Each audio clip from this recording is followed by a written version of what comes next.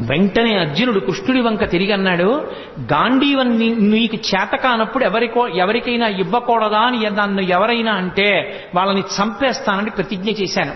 ప్రతిజ్ఞాభంగం చేయకూడదు. కాబట్టి బావా నేను ఇప్పుడు ధర్మరాజు గారిని చంపేయాలి అన్నయ్యని ఎలా అని అడిగాడు. అడిగితే అయ్యో ఇప్పుడు ధర్మరాజు గారిని చంపేస్తే యుద్ధం ఎలాగయా, ఈ ప్రతిజ్ఞలు బాగున్నాయి, గాంధీవం ఎవరికన్నా ఇచ్చేయి అన్నవాడిని చంపేస్తానని ప్రతిజ్ఞ చేశావా? ధర్మరాజు అన్నాడా? అందుకని అన్నయ్యని చంపేస్తావా? ఇదెక్కడి ప్రతిజ్ఞ? చంపేయడంతో సమానం ఏమిటంటే ఏకవచన ప్రయోగం చేయడమే. గురువుని కాని, తండ్రిని కాని, అన్నని కాని ఏకవచన ప్రయోగం చేస్తే, అంటే గౌరవం తప్పించి ఏకవచన ప్రయోగం చేస్తే, ప్రత్యేకించి గురువుని చంపేసిన పాపం వేయడానికి ఎప్పుడు వేస్తారంటే ఏకవచన ప్రయోగం చేస్తే.